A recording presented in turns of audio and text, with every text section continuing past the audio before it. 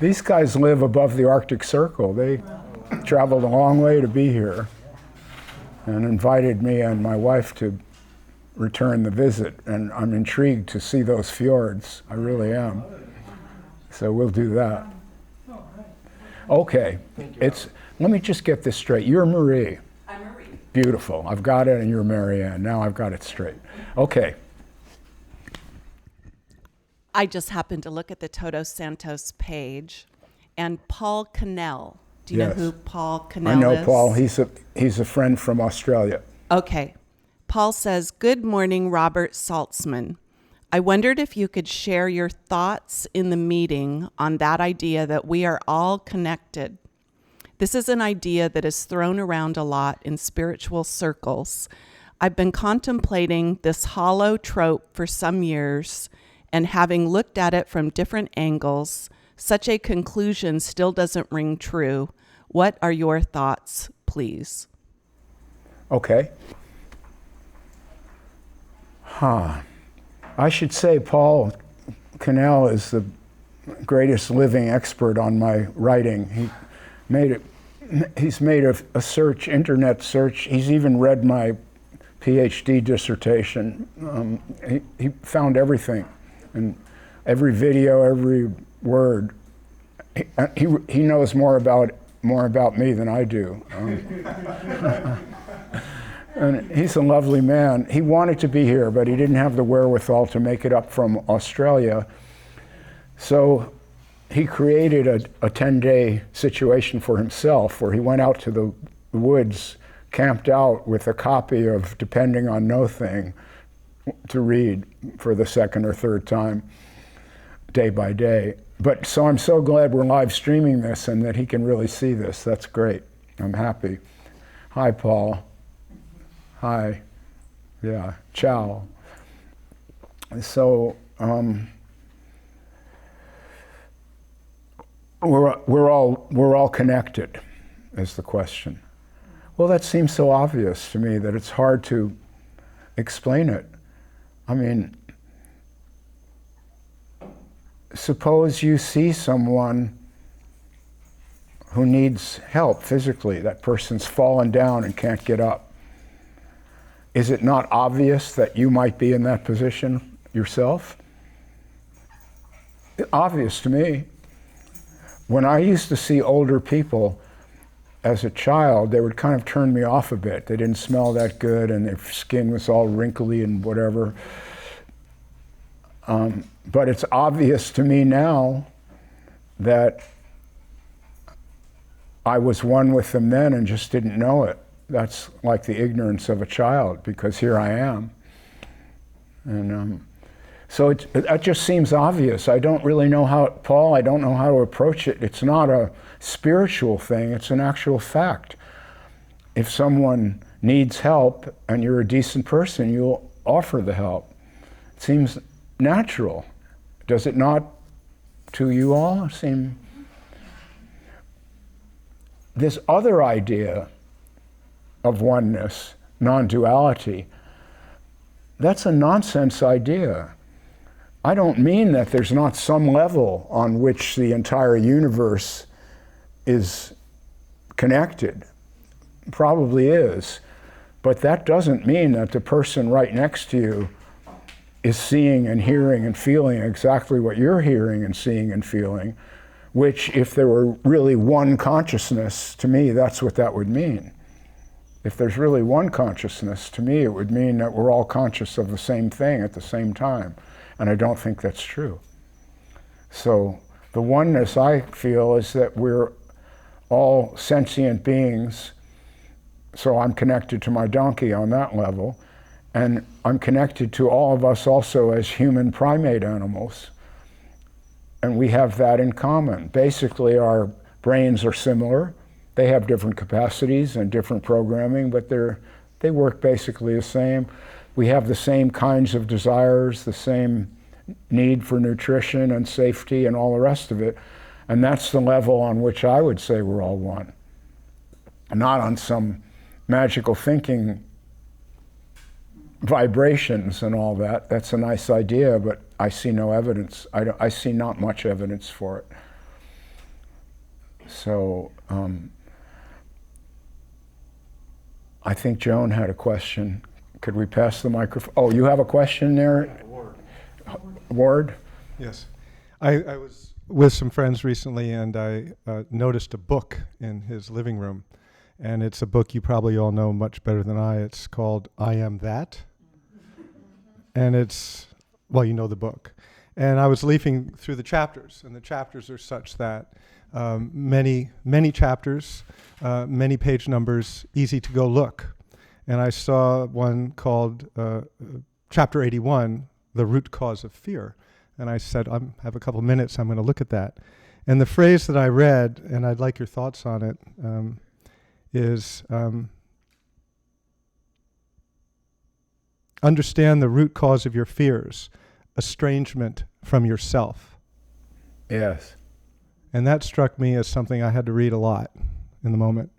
And so comment on estrangement from yourself. From oneself. Okay. Before I get to that, Nisargadatta is a major figure for many of us and has influenced a lot of the teachers who are spiritual teachers. A lot of them like to trace a lineage where Nisargadatta is the big man in the sky there, and they're all descending from him, and have the authority of that lineage. So to people like that who might be watching the movie or whatever, I'd like to point out that a man named David Godman interviewed Nisargadatta. This is available on video. And he asked Nisargadatta if his followers understood what he was saying. And he said, no, only one of them ever did. Maurice Friedman understood me and the others didn't. So the teachers now are the ones who didn't understand him and are now explaining what he really meant. And that's an unfortunate fact. Okay, so, however, I would totally agree with what Nisargadatta said in this report. This is exactly what I've been speaking about, estrangement from oneself. If you take someone else's ideas on how to live properly, you are instantly estranged from yourself. You must be a light unto yourself. Otherwise, if you give your authority to someone else, you don't know what they'll do with it. And you don't know really on what basis to assign that authority to someone else. And after all, suppose you find someone and you find that person compelling, and you say, that person is wise, that person is a sage, and therefore I will listen to whatever they say and take it to heart. On what basis have you made the judgment that that person is a sage? Well, on your own judgment, obviously. How could it couldn't come from somewhere else? And so, since you're going to use your judgment to project that authority outwardly, you may as well just use the judgment and forget about the projection, because it's always going to boil down to either being a light unto yourself or projecting the power to be a light onto someone else. The light of another person can't be your light. They have a whole different set of needs. Nisargadatta wasn't Robert Saltzman. I can't take his word for anything. But I like a lot of what Nisargadatta had to say. One of the best things he said is, you are not in God. God is in you. Now that means that God is a creation of the human mind. That's what he was saying. But his followers don't like that. And so that's the part that gets misunderstood, as he told David Godman. And instead you get a bunch of preacher types. See, Nisargadatta was not a preacher. Nisargadatta was a philosopher, and a really powerful one. And he was a tough motherfucker. He really was. He threw people out. He told people to shut up and don't come back. He was not one of these beautiful people who just have their bookshop out there. And they're not like that. It's not like that. He doesn't have a bunch of flowers and all this and stagecraft, John Troy calls this, stagecraft. So, but I guess before we get to Joan's question, I'd like to ask John to comment on the stagecraft end of it and any other related matters. Are you willing to do that? Yeah, there's a name I'd like to mention. Ah. And it's in that same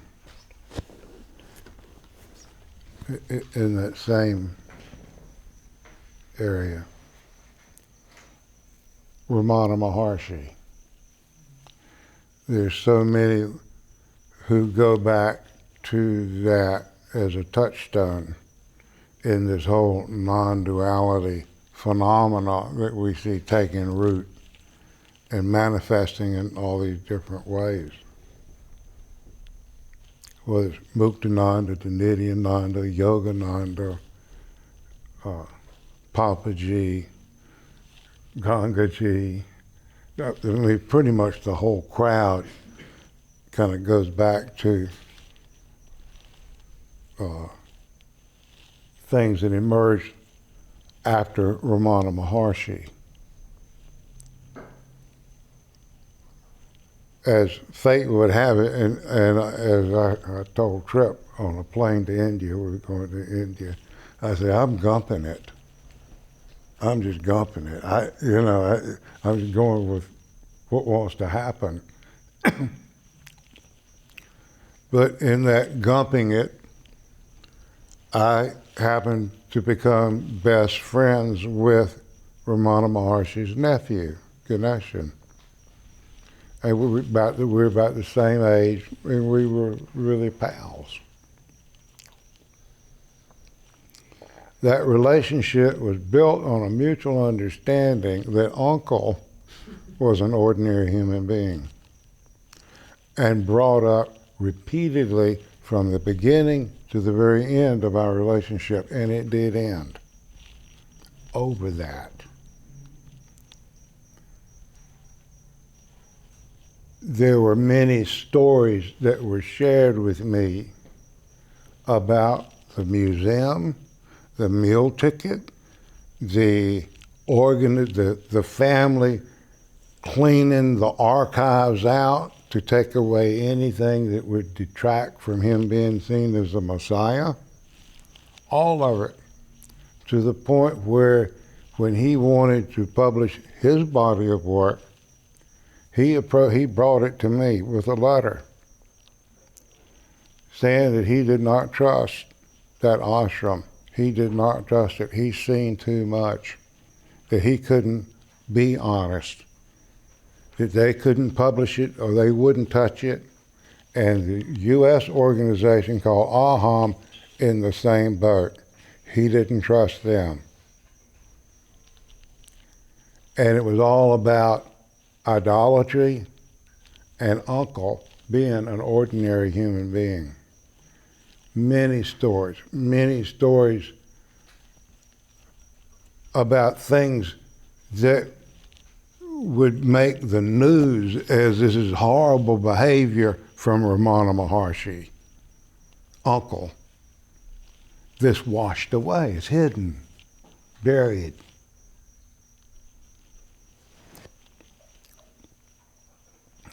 When the quote came out, and it was specifically that Tripp heard it, was there and heard it.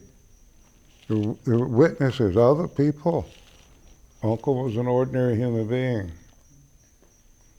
not a Messiah. When it got out that it could be shared, and Ganeshan had told me how frightened he was, and it did get out in just a little bit. Ganeshan said his life was threatened.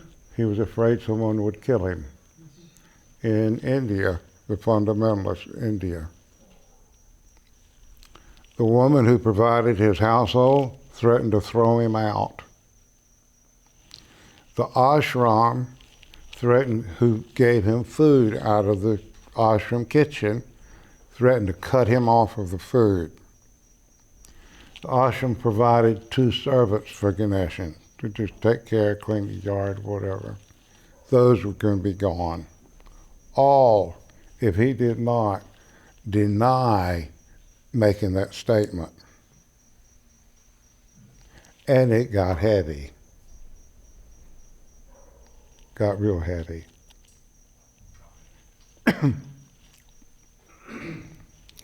Ramana Maharshi was an ordinary human being, just like Robert. A century ago, about this many people were sitting in a little room on the other side of the world having the same conversation. Before this many people came, it was just he and his mom and his brother living in a cave up on the mountain.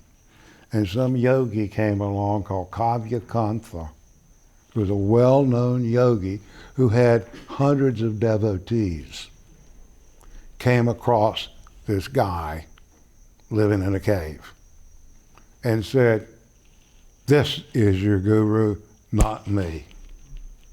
And he named the guy who wouldn't even admit to having a name, Ramana Maharshi. That's where the word came from. He turned all these devotees over to Ramana Maharshi and then had to tutor Ramana Maharshi on Hindu mythology because he didn't know it. That came from Kavyakantha.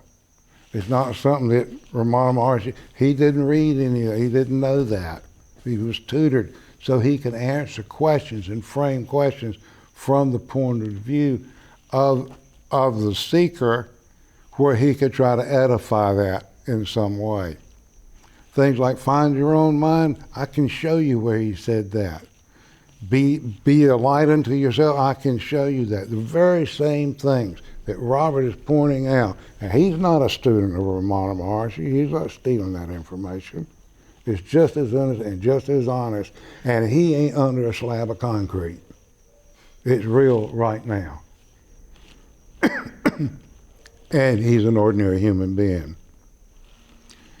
When Papaji came, he's kind of the thing. And I met Papaji. Papaji showed up and had these fantasies where he had a relationship with Krishna. Ramana said, "That's fine."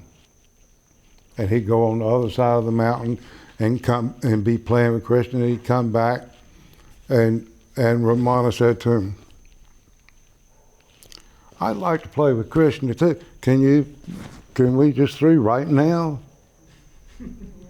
Have a little thing with Krishna right now? Right now?"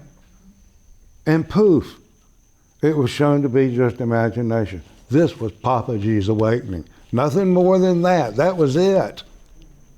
There wasn't any Krishna. It was just imagination. That was it. Not some heavy or transmission or anything. No lineage, no nothing. That was it. That search and that play and that fantasy dissipated. It was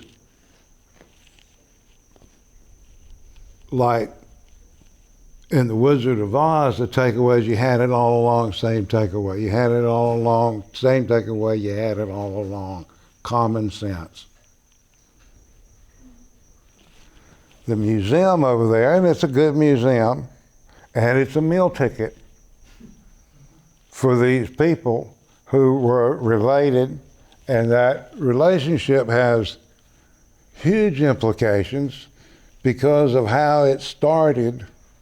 And the mother in that, who was a child bride of an older brother, was taken by the older brothers died and left this child bride. She was like 12 years old. The younger brother impregnated her just so they could have a lineage to hand the property down. Straight up truth. Something which would absolutely not be accepted today. And for models of behavior, if anybody wants to get into some model of behavior bullshit, about these so-called saints, it ain't there. And there are other secrets like that that have been stripped away and hidden in the history.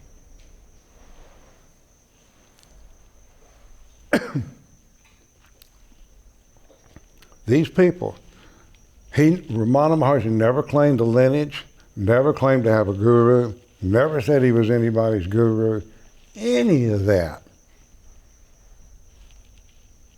And yet it's laid upon him and built on in layers, and you've got all of these people from Gangaji to Muji to all of these people out there who go back to that one touchstone that's the idea behind that touchstone is fake.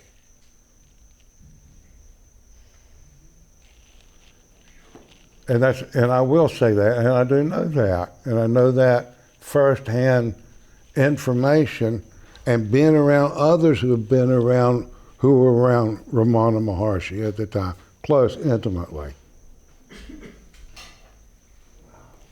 So this thing about this guru, Ramana Maharshi, is all bullshit. He's just an ordinary person. And I'd be with Ganesh, and they'd be doing, and the flight would be having some kind of celebration. And I said, what would Uncle think about this? And his uncle was turning over in his grave under that slab of concrete about it all, because it's disgusting. So was his real name Kumari?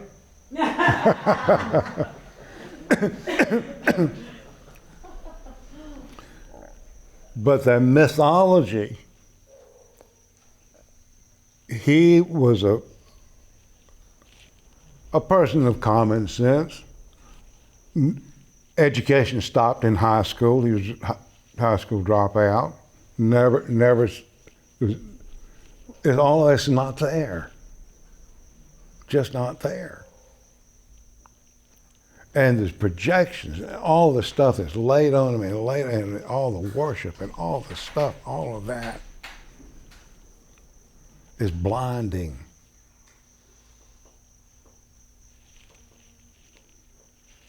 And all of the people who are claiming a lineage, whether it's Muji or Gangaji or any of them, are crooks. They're stealing something that's not even real and calling it their own, and then they can transmit it to you. And his takeaway is, you had it all along. That's common sense. You had it all along. Find your own mind. He said it, Ramana said it. This one's alive. The crowd's about the same size. It's just a century later. We know a hell of a lot more now than we did a century ago. We know about anthropology and science and physics, and we know all this stuff that back then nobody knew about, nor did they have the means to get the information that we have today. This is so far beyond a century ago, sitting in a hot room in India. And the same, I don't know that much about Nisargadatta, other than quote Ganesh, and Ganesh was friends with Nisargadatta, and he told me stories. I know David Godman. I've met him, and we've chatted and things. David Godman was behind building up Papaji. He brought these cameras, and I was there when these cameras came in, and Papaji sat down, and here it goes, and the books went up, and the whole thing, boom, and people took it. So the Osho people, Osho had just died, just kicked the bucket. The next big thing was Papaji, and they flooded in, and here it goes again. Same thing. Don't buy it. I'd say don't buy it. There's real wisdom that's living, that's right here, as clear as a bell. This imaginary relationship that you have with somebody who lived 100 years ago is crazy. And Toto is a very valuable, meaningful character in the whole scope of things. The Wizard of Oz would be a different thing if Toto wasn't there to pull that curtain back, to reveal that ordinary human being. That's what so many of today's New Age spiritual journeys don't do. They don't dare do a Toto because it would put them out of business.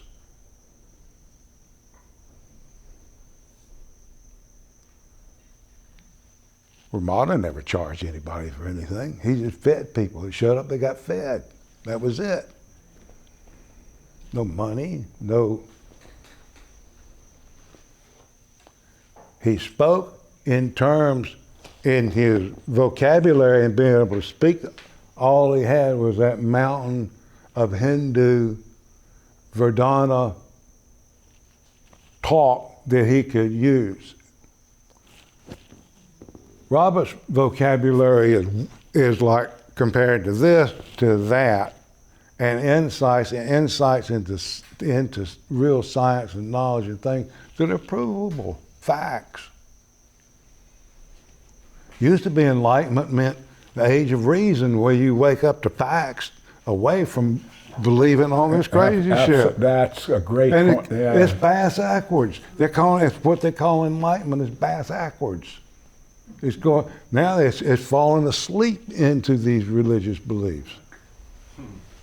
So people like Robert have a gift of expressing it in a real beautiful way. I read, depending on nothing, I'd been reading parts of it and jumping around and alphabetically, but I read it all the way through right before coming here.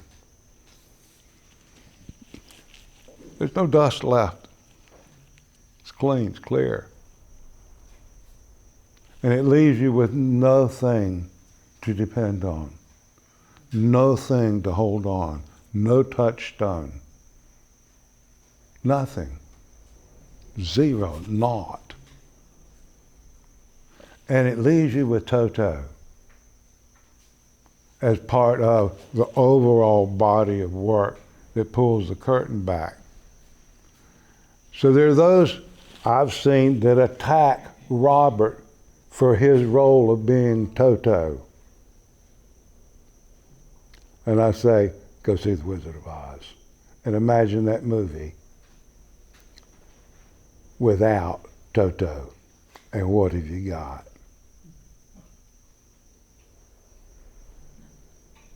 So these Mujis, I used to think, Bentegno's, I know Bentegno, I met him, I saw him backstage. He's a fucking asshole. I mean, really. I mean, there's no two ways about it. On the record, Bentegno, if you're looking, I'm talking to you. And we've had this conversation. Bullshit. Oh, this is wonderful.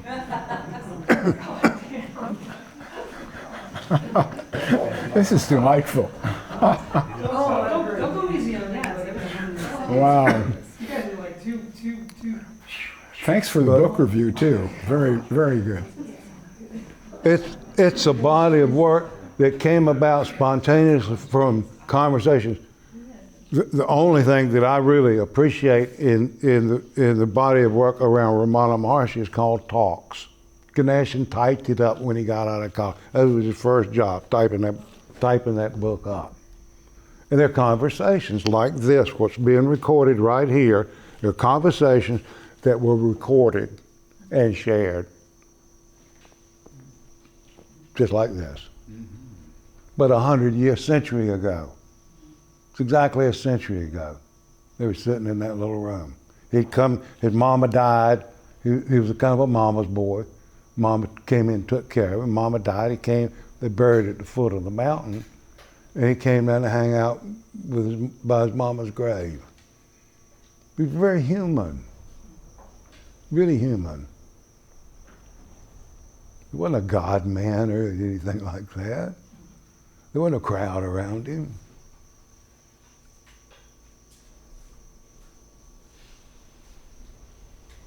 The people who want the crowds are this new wave of people who are creating all of this myth around all of that.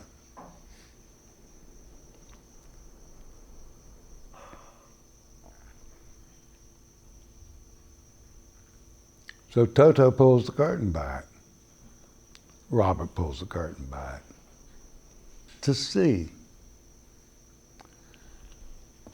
I want to mention something else about your work that I really appreciate. In branding, I'm a branding guy. I like the psychology of branding. It's called the Uncola strategy. And it's the neti-neti strategy. The notion for the wisest counsel. Not this, not this, not this, not this, until what is revelatory is your own realization, not an indoctrination.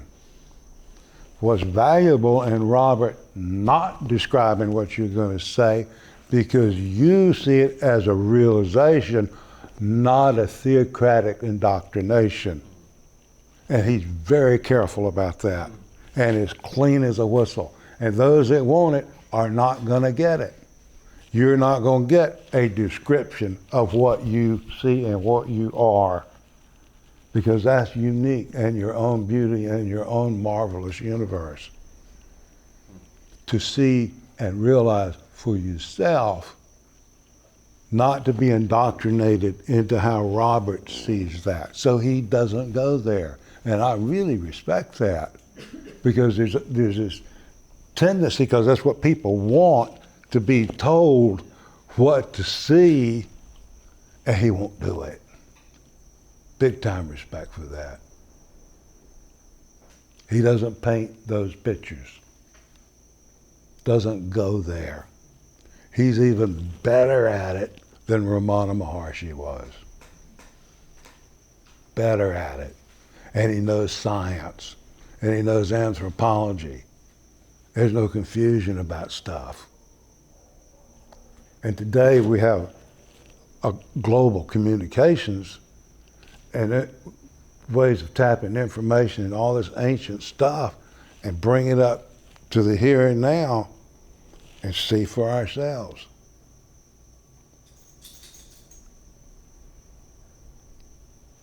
But the Krishna playing with Papaji, that was the realization when that was seen as fanciful thought. And it's funny, people come along, they Toto the scene, then they start worshiping Toto. They make the idol out of the one who was a Toto who pulled the curtain back, and here comes the curtain again. The most respect you could do Robert is to not do that. And not wait for a description about what you're supposed to see in your life, so that you're not indoctrinated and that you see for yourself. And what greater gift to any seeker in the world than to have that seeking undermined and set aside.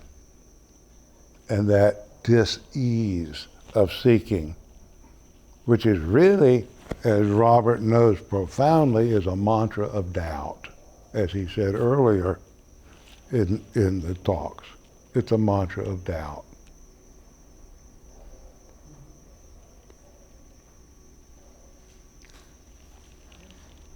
I gumped through it. In the doership department, another Robert that I like a lot, his name is Robert Wolf, has a term he called systemic causation.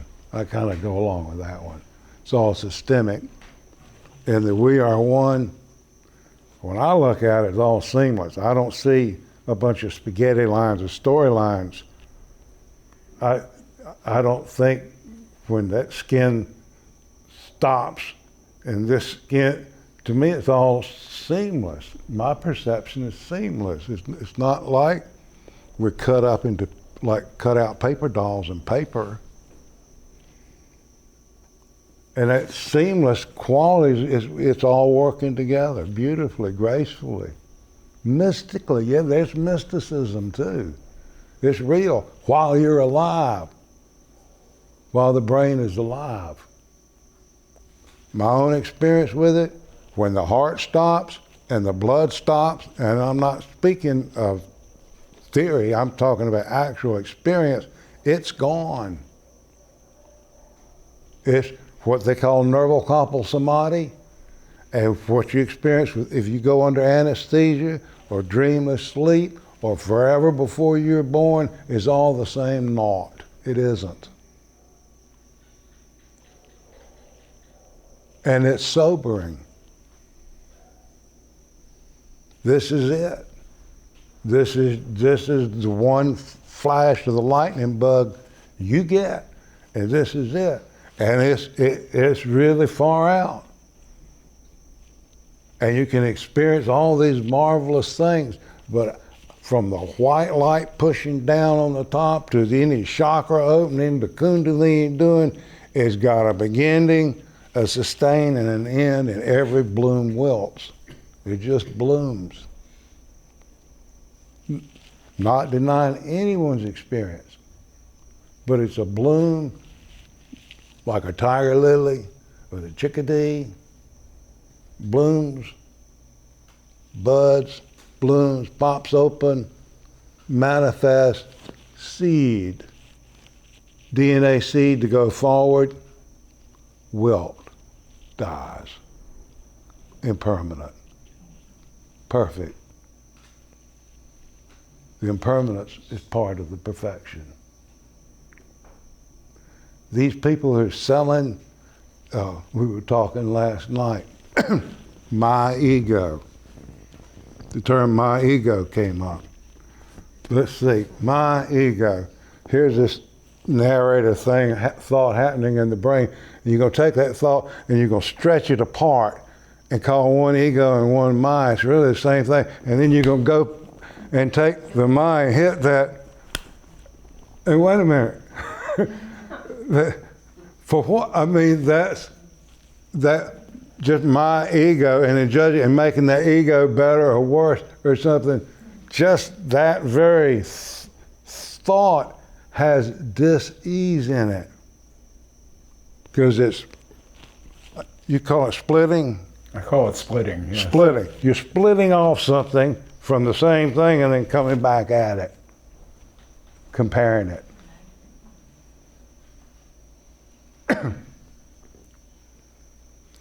Ego's a word. You know, we all have feelings, thoughts, ideas that are really beautiful. Some of them aren't beautiful. We're talking about being happy. I like being happy. Sometimes I like a good cry.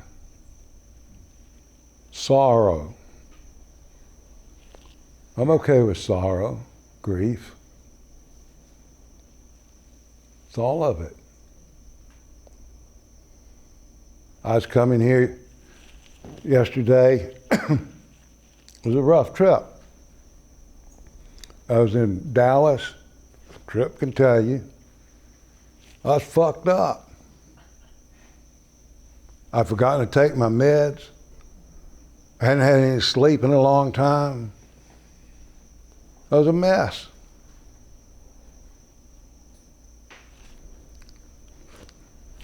I was in it. The world's fucked up.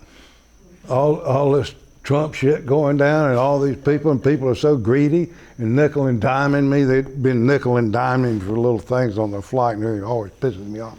It's all fucked up. It's all fucked up. So then I get on the plane, I realize I haven't taken my meds, and I'm becoming unstable. So I pull out I pull out my meds, and I got them off my little plastic bag, and I'm going through it. And then the flight steward, a young, beautiful black man, really just right there, with eyes, he comes right in, and he said, "What you got?"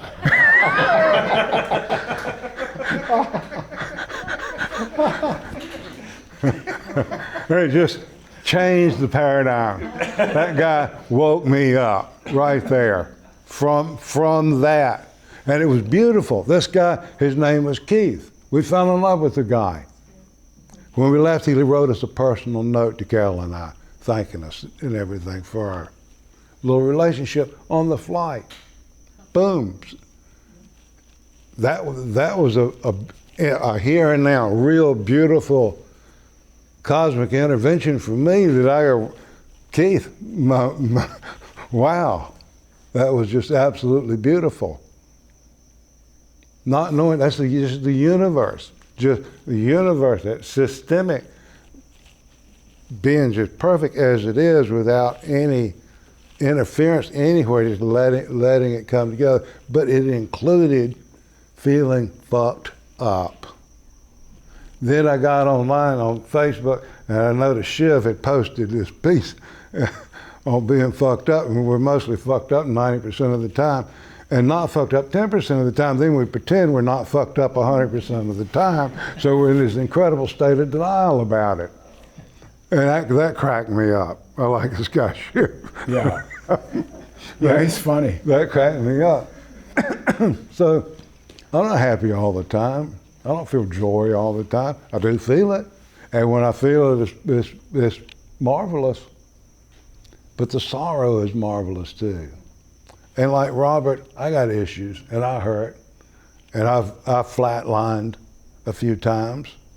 And I've had everything from kidney failure to renal cell carcinoma, heart, no more beat in it at all. I'm totally paced.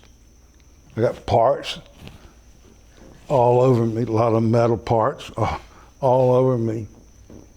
It's real, but modern medicine, far out. I cut up with the doctors and everything. Honest with them. We're honest about my situation. Say, how am I doing? Serious, but stable. I'll take it. I'll take it. When I said I come in, I didn't know where I'd live.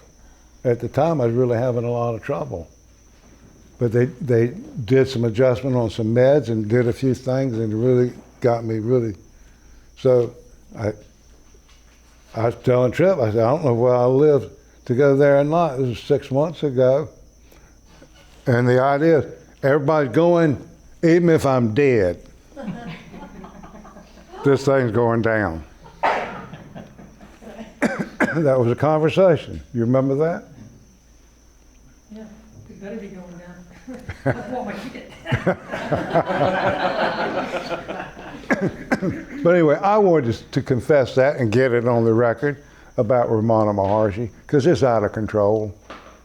That one's out of control. And somebody's got to say it. Thank you for doing that. So, and thanks for the book review. I really appreciate that. I think we should call an end to it for now. And we'll just segue into the evening altogether. Thank you so much for being here. I really appreciate it.